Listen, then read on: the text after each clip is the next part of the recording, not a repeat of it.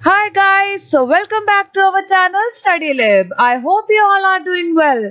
In today's video, I will be discussing with you Chemistry Class 11 chapter, that is Structure of Atom. This is chapter number 2 of your NCERT. So let's get started. जैसा कि आप सभी जानते हैं, आज का topic है हमारा स्ट्रक्चर ऑफ एटम। तो सबसे पहले हम इसमें कॉन्सेप्ट को समझेंगे, फिर नोट्स करेंगे जो कि प्योरली एनसीईआरटी बेस्ड है, फिर क्विज करेंगे जो कि काफी बार एग्जामिनेशंस में पूछे जाते हैं। तो बिना किसी देरी के शुरू करते हैं। तो सबसे पहले यहाँ एटम की बात हो रही है। तो क्या होता है atom? The smallest indivisible particle in matter is called atom. मतलब सबसे छोटा पार्टिकल जिसको हम फर्दर डिवाइड नहीं कर सकते, एटम कहलाता है। अगर केमिस्ट्री की कहीं से भी शुरुआत होती है तो एटम से ही होती है। तो सबसे पहले इस चैप्टर में आपकी एनसीईआरटी में डेल्टन एटॉमिक थ्योरी दी गई है, जो कि 1808 में दी गई थी बाय साइंटिस्ट डेल्टन, जैसा कि आप पिक्चर में देख सकते हैं। तो क्या कहती है ये थ्योरी? ये थ्योरी कहती है कि एटम जो होता है वो हार्ड होता है, स्फेरिकल होता है और इलास्टिक होता है। एटम्स जो होते हैं ना तो वो क्रिएट करे जा सकते हैं, ना ही डिस्ट्रॉय करे जा सकते हैं किसी भी केमिकल रिएक्शन के दौरान। मतलब रिएक्टेंट साइड पर एंड प्रोडक्ट साइड पर नंबर ऑफ एटम सेम रहेंगे हमेशा। एक एलिमेंट के अंदर जितने भी एटम होते हैं वो आइडेंटिकल होते हैं, सेम होते हैं प्रॉपर्टीज और मास से। तो अब चलते हैं हम दूसरे टॉपिक की तरफ। तो अब हम पढ़ेंगे डिस्कवरी ऑफ इलेक्ट्रॉन्स के बारे में। तो अब आपको यहाँ पर एक सेटअप देखने को मिल रहा है। ये सेटअप है कैथोड रे ट्यूब एक्सपेरिमेंट का, जो कि परफॉर्म किया था सर जे थॉमसन ने। यहाँ पर आपको डिस्चार्ज ट्यूब देखने को मिल रही है जिसमें एयर फील्ड है वेरी लो प्रेशर पर। कैथोड है, एनोड है, vacuum pump and high voltage है। जो कैथोड एंड एनोड प्लेट होती है उसका जो शेप होता है, साइज होता है, ज्योमेट्री मैटर नहीं करती, इसलिए आप कोई भी प्लेट ले सकते हो। अब आपके पास में 4 फैक्टर्स होते हैं अप्लाइड वोल्टेज को रिड्यूस करने के लिए। तो क्या होते हैं वो फैक्टर्स? अगर आप डिस्टेंस बिटवीन द प्लेट को रिड्यूस कर दोगे 10 to 30 सेंटीमीटर तक, तो आपकी अप्लाइड वोल्टेज डिक्रीज हो जाएगी। अगर आप अप्लाइड प्रेशर को रिड्यूस कर दोगे 10 mm ऑफ Hg पर, तो उससे भी आपकी अप्लाइड वोल्टेज डिक्रीज हो जाएगी। अगर आप इनर्ट गैसेस का इस्तेमाल करोगे डिस्चार्ज ट्यूब पे, जैसे कि हीलियम, आर्गन, नियॉन, उससे भी आपकी अप्लाइड वोल्टेज डिक्रीज हो जाएगी। अगर आप एल्युमिनियम प्लेट्स का इस्तेमाल करोगे, क्योंकि उसका कंडक्शन हाई होता है, तो उससे भी आपकी अप्लाइड वोल्टेज डिक्रीज हो जाएगी। और ये पूरा मॉडिफिकेशन सर जे थॉमसन ने किया था, तब जाके वो परफॉर्म कर पाए थे अपना एक्सपेरिमेंट 2000 वोल्ट्स पर। जो डिस्चार्ज ट्यूब है, इससे आपकी प्रोड्यूस होती है कैथोड रेज। कैथोड रेज जो होती है वो कंटेन करती है नेगेटिवली चार्ज पार्टिकल, जिससे हमें पता चला था बाद में कि इसी नेगेटिवली चार्ज पार्टिकल को हम इलेक्ट्रॉन कहते हैं। और यहीं से आपकी सर जे थॉमसन ने डिस्कवरी ऑफ इलेक्ट्रॉन्स करा था।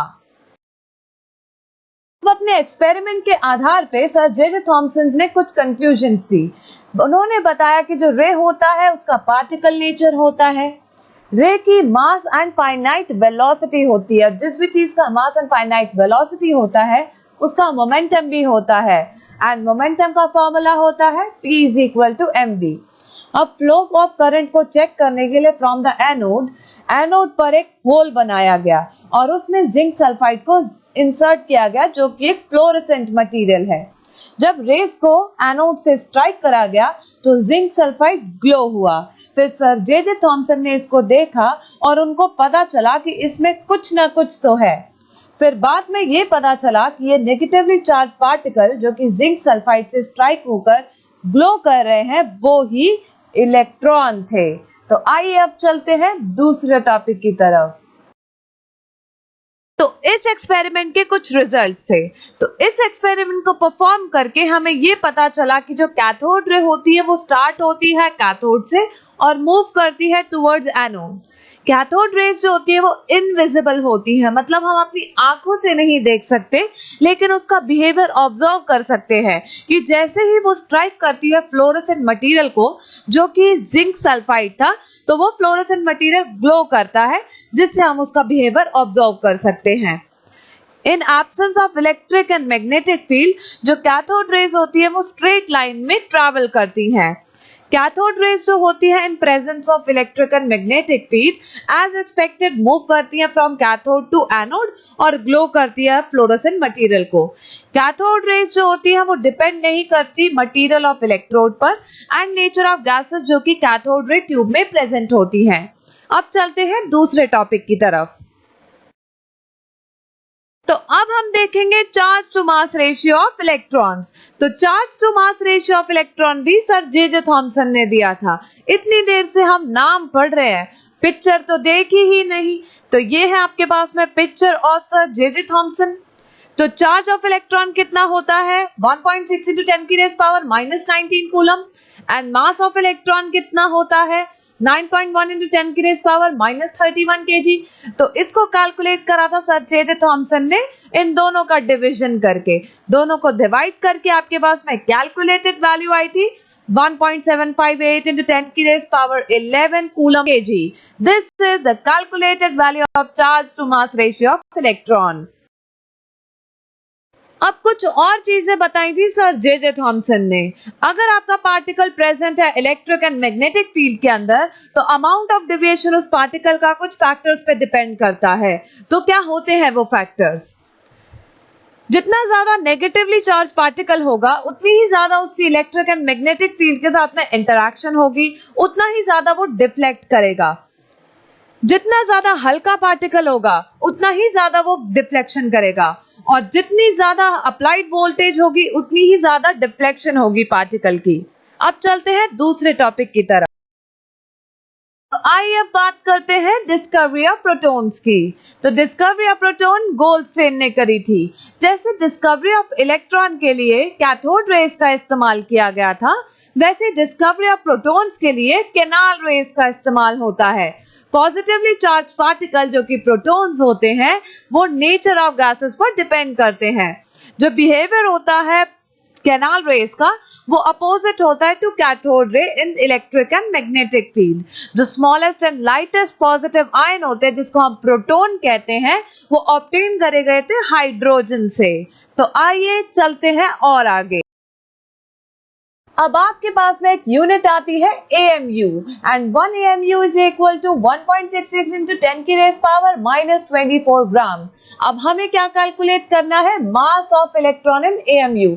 तो सबसे पहले देखो मास ऑफ इलेक्ट्रॉन कितना होता है 9.1 into 10 की raise power -31 kgs and AMU में कन्वर्ट करने के लिए मास ऑफ इलेक्ट्रॉन को डिवाइड करेंगे 1 AMU की वैल्यू से, दैट इज 1.66 into 10 की रेज़ पावर -24 ग्राम, जो कि कैलकुलेट करके आपकी वैल्यू आ जाएगी 0.00055 AMU। अब हमें कैलकुलेट करनी है mass of proton in AMU।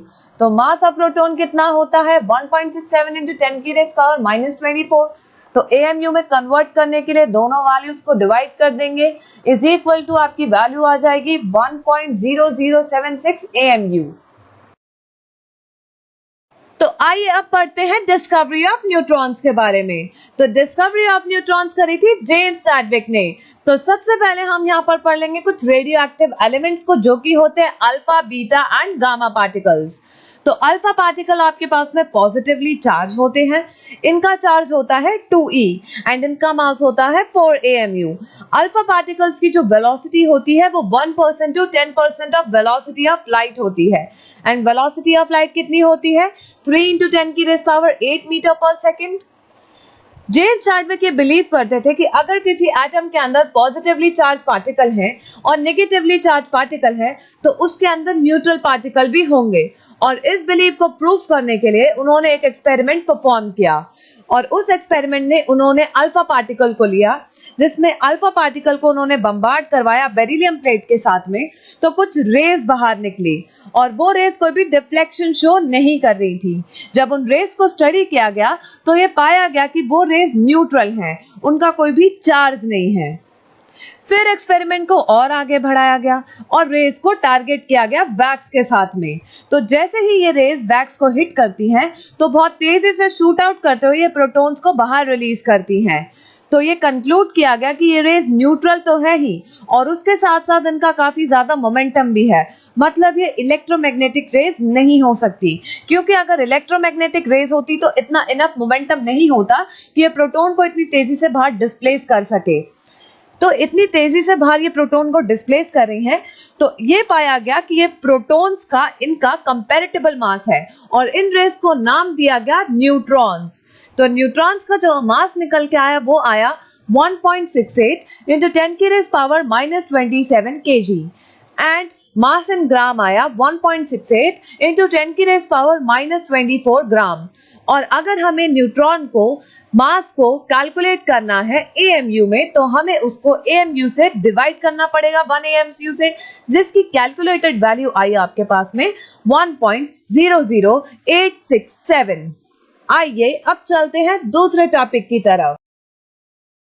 तो आइए अब पढ़ते हैं थॉमसन मॉडल ऑफ एटम के बारे में। तो थॉमसन ने स्ट्रक्चर ऑफ एटम को एक्सप्लेन करने की कोशिश करी थी, जिसमें उन्होंने बताया कि जो एटम होता है वो स्फेरिकल शेप का होता है, क्योंकि सारी नेचुरली अकरिंग चीजें स्फेरिकल शेप की होती हैं। जो स्फेरिकल होते हैं उसकी पोटेंशियल एनर्जी भी कम होती है, जैसा कि आप पिक्चर में देख सकते हैं कि जो एटम है उसके अंदर positively charge particle uniformly distributed होता है, इलेक्ट्रॉन भी होते हैं जो कि स्टेबल इलेक्ट्रोस्टैटिक अरेंजमेंट देते हैं एक एटम को। अदर साइंटिस्ट ने थॉमसन मॉडल ऑफ एटम को pulp pudding, resin pudding and watermelon model भी कहा था, जैसा कि आप पिक्चर में देख सकते हैं कि वाटरमेलन से एटम के मॉडल को कंपेयर किया गया है। अब ये जो मॉडल था ये ज्यादा एक्सेप्टेबल नहीं था, तो इस मॉडल की काफी सारी लिमिटेशंस भी थी। तो आइए देखते हैं क्या लिमिटेशंस थी इस मॉडल की।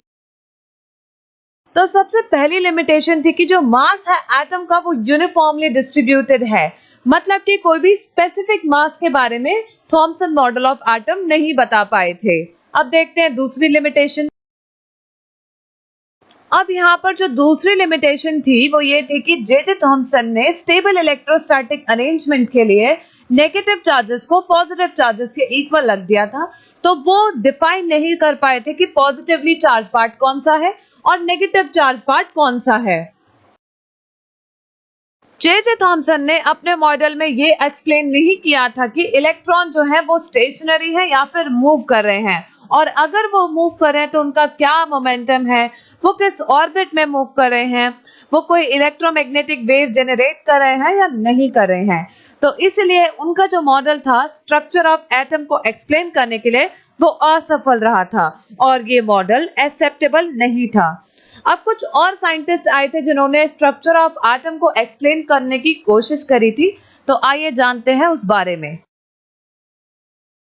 अब रदरफोर्ड एक और साइंटिस्ट हैं जिन्होंने स्ट्रक्चर ऑफ एटम को स्टडी करने के लिए एक एक्सपेरिमेंट परफॉर्म किया, जिसमें उन्होंने अल्फा रेस को पास करवाया गोल्ड फॉइल के थ्रू, जिसमें अल्फा पार्टिकल एमिटर के थ्रू वो रेस पास हुई और उन्होंने उस रेस को ऑब्जर्व करते हुए देखा कि इसमें से मोस्टली रेस अनडिफ्लेक्टेड जा रही हैं, जैसा कि आप इमेज बी में देख सकते हो, मतलब कि स्ट्रेट लाइन ट्रैवल कर रही हैं, और कुछ रेस डिफ्लेक्ट भी हो रही हैं और कुछ रेस ऐसी हैं जो बाउंस बैक हो रही है 180 डिग्री के एंगल के थ्रू।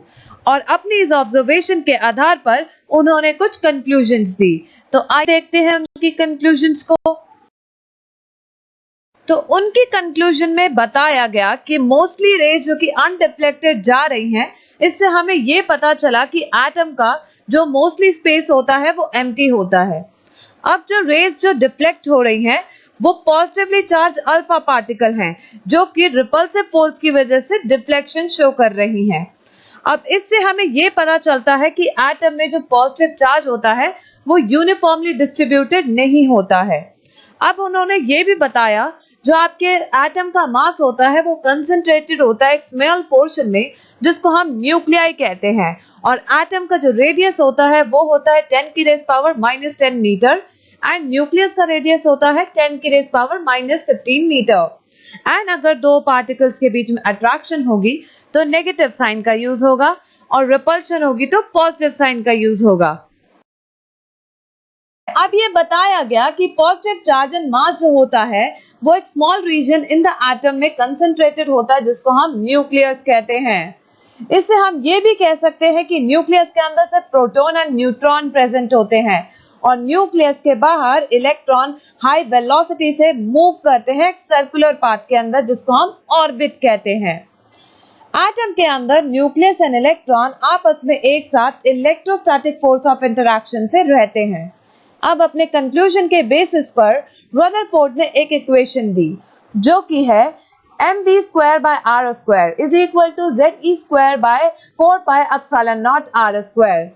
mv²/r² सेंट्रीपिटल फोर्स का फॉर्मूला होता है।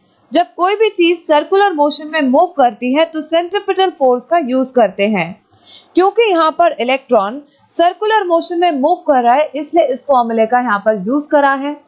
ze²/4πε0r² इलेक्ट्रोस्टैटिक फोर्स का फॉर्मूला होता है। क्योंकि यहाँ पर electrostatic force of interaction electron और न्यूक्लियस के बीच में है, इसलिए इस फॉर्मूले का यहाँ इस्तेमाल किया है।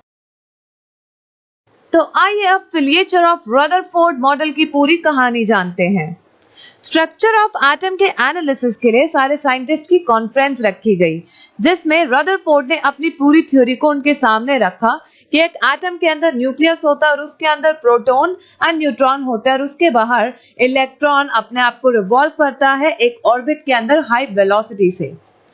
फिर एक साइंटिस्ट है बोहर, उन्होंने क्वेश्चन रेज किया कि अभी हाल ही में मैक्सवेल ने अपनी इलेक्ट्रोमैग्नेटिक थ्योरी में ये बताया कि अगर कोई भी चार्ज पार्टिकल मूव करता है तो वो इलेक्ट्रोमैग्नेटिक रेडिएशन को एमिट करता है, लेकिन यहाँ पर तुम्हारा इलेक्ट्रॉन रिवॉल्व कर रहा है और तुमने उसकी इलेक्ट्रोमैग्नेटिक रेडिएशन के बारे में कुछ बताया ही नहीं। फिर रदरफोर्ड से स्टेबिलिटी ऑफ एटम के बारे में भी सवाल पूछा गया, वो स्टेबिलिटी ऑफ एटम को भी एक्सप्लेन नहीं कर पाए। फिर रदरफोर्ड से डिस्ट्रीब्यूशन ऑफ इलेक्ट्रॉन के बारे में भी सवाल पूछा गया कि इलेक्ट्रॉन किस स्टेट में रहता है, क्या एनर्जी स्टेट्स होती है उसकी, अगर वो ऑर्बिट में मूव करता है तो कैसे रिवॉल्व करता है, क्या चीज है जो उसको मूव करवाती है। तो इन सब चीजों के बारे में भी रदरफोर्ड एक्सप्लेन नहीं कर पाए, जिससे उनका मॉडल एक्सेप्ट नहीं किया गया और यहाँ पर रदरफोर्ड का मॉडल पूरा फेल हो गया। अब चलते हैं दूसरे टॉपिक की तरफ। तो अब हम बात करेंगे इलेक्ट्रोमैग्नेटिक वेव्स के ऊपर। क्या होती है इलेक्ट्रोमैग्नेटिक वेव्स? नाम से ही पता चल रहा है, इलेक्ट्रोमैग्नेटिक मतलब वो वेव जो कि इलेक्ट्रिक एंड मैग्नेटिक फील्ड पे प्रोपगेट करती है और एक दूसरे से परपेंडिकुलर होती है। जैसा कि आप पिक्चर में देख सकते हैं, उनको हम इलेक्ट्रोमैग्नेटिक वेव्स कहते हैं। इलेक्ट्रोमैग्नेटिक वेव्स डेविएट नहीं होती इलेक्ट्रिक एंड मैग्नेटिक फील्ड पर। क्यों डेविएट नहीं होती? क्योंकि इनका मोमेंटम बहुत ही कम होता है। इलेक्ट्रोमैग्नेटिक वेव्स को किसी भी मीडियम की रिक्वायरमेंट नहीं होती है। इलेक्ट्रोमैग्नेटिक वेव्स 90 डिग्री से एक दूसरे में प्रोपगेट होती हैं, इनका कोई भी चार्ज नहीं होता है। इलेक्ट्रोमैग्नेटिक वेव्स की जो वेलोसिटी होती है वो इंडिपेंडेंट होती है उनके सोर्स से, और वैक्यूम के अंदर इलेक्ट्रोमैग्नेटिक वेव्स की जो वेलोसिटी होती है वो इक्वल होती है वेलोसिटी ऑफ लाइट के। और वेलोसिटी ऑफ लाइट कितना होता है? 20 to 10⁸ मीटर पर सेकेंड। इलेक्ट्रोमैग्नेटिक वेव्स काफी सारी टाइप्स की होती हैं, जिनकी अलग अलग फ्रीक्वेंसीज होती हैं और अलग अलग वेवलेंथ पे ये डिफरेंट कलर शो करती हैं। तो आइए देखते हैं। सबसे पहली है कॉस्मिक रेज, जो कि बहुत डेंजरस होती हैं, इनको हम गामा रेज भी कहते हैं। फिर है एक्स रेज, जो कि क्लिनिकल डायग्नोस्टिक्स में इस्तेमाल आती है। यूवी रेज, जो कि सन प्रोड्यूस करता है और इनकी फ्रीक्वेंसी 10⁻16 हर्ट्ज होती है। विजिबल रेज, इनकी फ्रीक्वेंसी 10⁻15 हर्ट्ज होती है। इंफ्रारेड रेज, जो कि हीट प्रोडक्शन करने के लिए इस्तेमाल होती है और इसकी फ्रीक्वेंसी 10⁻13 हर्ट्ज होती है। माइक्रोवेव्स, जो कि रडार सिस्टम में यूज होती है और इसकी फ्रीक्वेंसी 10⁻10 हर्ट्ज होती है। रेडियो वेव, जो कि लीस्ट डेंजरस है, ब्रॉडकास्टिंग में इस्तेमाल होती है और इसकी फ्रीक्वेंसी 10⁻6 हर्ट्ज होती है। Hertz is a unit of frequency. अब आपके एनसीईआरटी में एक डायग्रामेटिक रिप्रेजेंटेशन दे रखा है इस तरीके का, जिसमें अलग अलग वेवलेंथ्स पर हर एक रे अलग अलग कलर एमिट कर रही हैं। तो रेड की तरफ लो एनर्जी हो रही है एंड वायलेट की तरफ जाते हुए हाई एनर्जी हो रही है, and energy is inversely proportional to wavelength. अब इलेक्ट्रोमैग्नेटिक वेव्स के लिए एक फॉर्मूला यूज होता है, जो कि आपकी एनसीईआरटी में गिवन है, C is equal to new lambda, जहां पर न्यू फ्रीक्वेंसी को रिप्रेजेंट करता है एंड लैम्डा वेवलेंथ को रिप्रेजेंट करता है।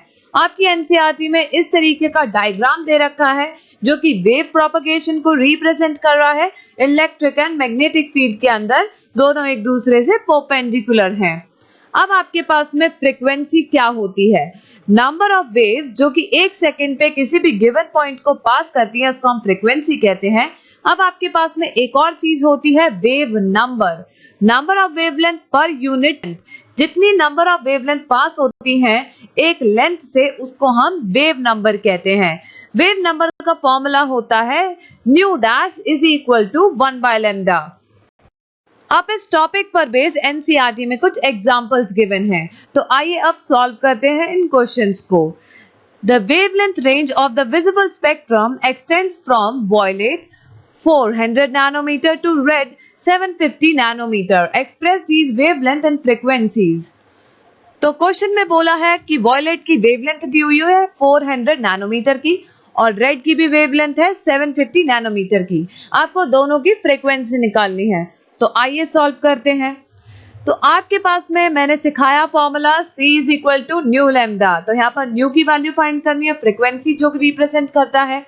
तो न्यू इज इक्वल टू कितना आ जाएगा C/λ।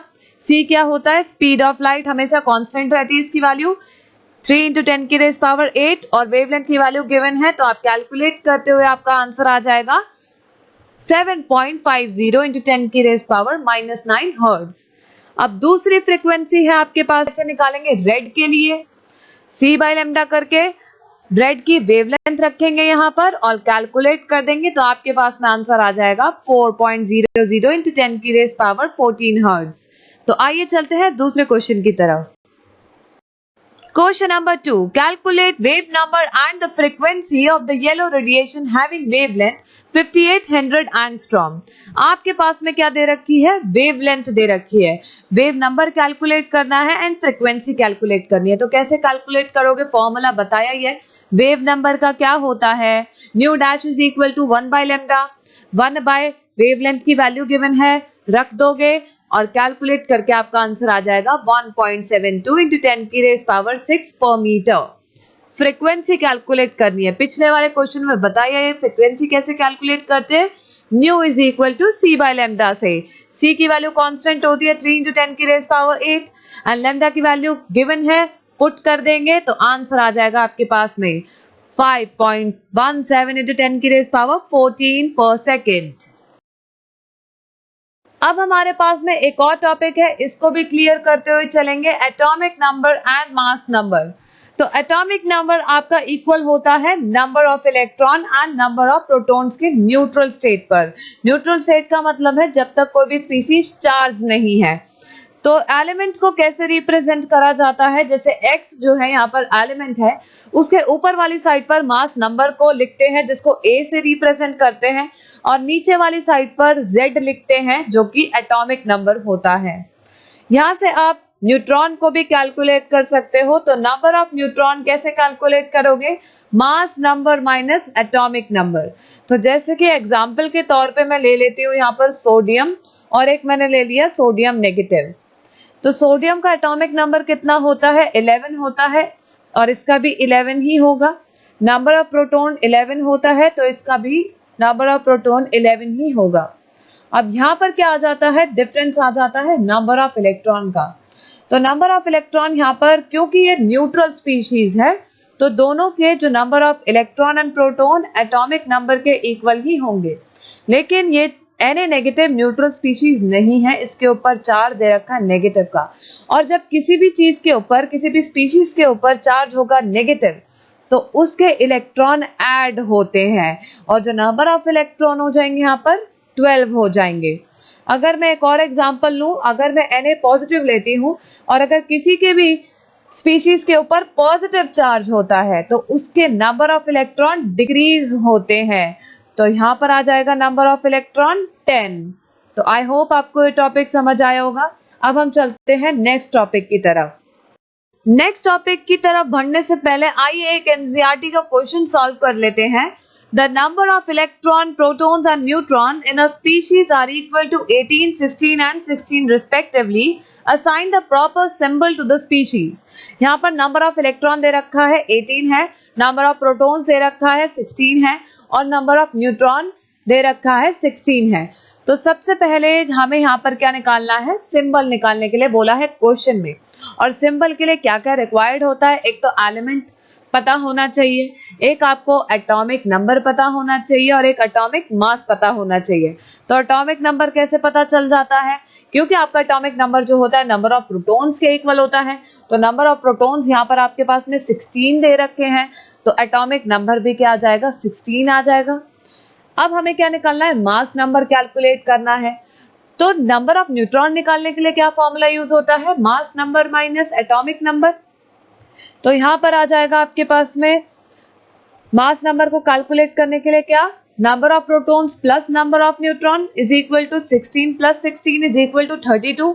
तो 32 आ गया आपके पास में मास नंबर। तो एटॉमिक नंबर आ गया, मास नंबर आ गया। अब हमें क्या निकालना है, स्पीशीज निकालना है। अब इस क्वेश्चन को अगर आपने ध्यान से पढ़ा हो तो इलेक्ट्रॉन दे रखा है 18 एंड प्रोटॉन दे रखा है 16, मतलब कि ये न्यूट्रल स्टेट में नहीं है। न्यूट्रल स्टेट में इलेक्ट्रॉन एंड प्रोटॉन इक्वल होता है और जब न्यूट्रल स्टेट में नहीं होता, इलेक्ट्रॉन एंड प्रोटॉन डिफरेंट होते हैं। तो 18 माइनस 16 करेंगे तो क्या आ जाएगा आपके पास में 2। तो मतलब इसके ऊपर कितना चार्ज आएगा, 2। अब क्योंकि जो इलेक्ट्रॉन की वैल्यू है वो प्रोटॉन की वैल्यू से ज्यादा है, तो स्पीशीज पर क्या चार्ज लगेगा, 2 नेगेटिव का। ठीक है, तो आपके पास में जो 16 है वो एटॉमिक नंबर है, तो 16 एटॉमिक नंबर किसका होता है, सल्फर का। तो S चार्ज 2 नेगेटिव, 8 32 ऊपर आएगा एंड 16 नीचे आएगा, and this will be the proper symbol of the species. Now the next topic, isotopes. तो आइसोटोप्स क्या होते हैं, वो एलिमेंट या फिर एटम जिनका एटॉमिक नंबर सेम होता है लेकिन मास नंबर डिफरेंट होता है, उनको हम आइसोटोप्स कहते हैं। तो एग्जाम्पल के तौर पे हमारे पास जो हाइड्रोजन होता है उसके 3 आइसोटोप होते हैं, प्रोटेनियम, ड्यूटेरियम एंड ट्राइटेनियम। यहाँ पर आपको सिंबल देखने को मिल रहा है सबका। जो प्रोटियम होता है उसको हम रिप्रेजेंट करते हैं H11 से, ड्यूटेरियम को रिप्रेजेंट करते हैं H12 से, ट्राइटेनियम को रिप्रेजेंट करते हैं H31 से।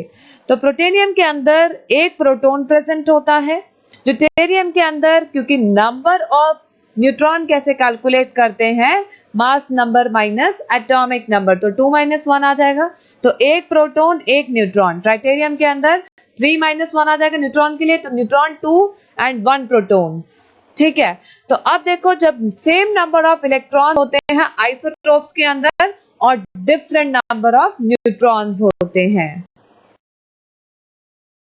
अब आपके पास में कुछ और चीजें होती हैं जो आपको पता होनी चाहिए। आइसोमर्स, एलिमेंट्स या फिर एटम जिनका सेम मास नंबर होता है लेकिन डिफरेंट एटॉमिक नंबर होता है, उसको हम आइसोबार्स कहते हैं। इसकी डेफिनेशन बिल्कुल अपोजिट होती है आइसोटोप्स के।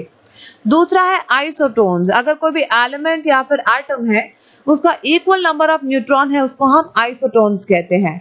आइसो इलेक्ट्रॉन, ये काफी बार एग्जामिनेशन में पूछा जाता है कि बताओ कौन कौन सी स्पीशीज आइसो इलेक्ट्रॉनिक है, तो उसमें आपको सेम नंबर ऑफ इलेक्ट्रॉन जो स्पीशीज के होते हैं वो काउंट करके आंसर देना होता है। तो आइसो इलेक्ट्रॉन नाम से ही पता चल रहा है, मतलब सेम नंबर ऑफ इलेक्ट्रॉन जिस भी एलिमेंट, स्पीशीज और आयन के होंगे और डिफरेंट एटॉमिक नंबर होगा, तो उसको हम आइसो इलेक्ट्रॉन्स कहते हैं। फोर्थ आता है आइसोडाइफर्स।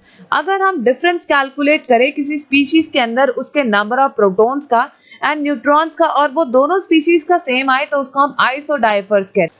फिर फिफ्थ आता है आइसोस्टर्स, वो मॉलिक्यूल जिनका same number of atom and electron होते हैं उसको हम आइसोस्टर्स कहते हैं। That's all for today's topic बच्चों। अब स्टार्ट करेंगे हम क्विज को। Are you ready for the quiz? So let's have a josh and let's start the quiz. Question number 1, the nature of anode ray depend upon. तो nature of anode ray किस पर depend करती हैं? And the options are nature of electrons, nature of residual gases, nature of discharge tube, all of the above. तो nature of anode ray depend करती है nature of residual gases पर, and the correct option is B.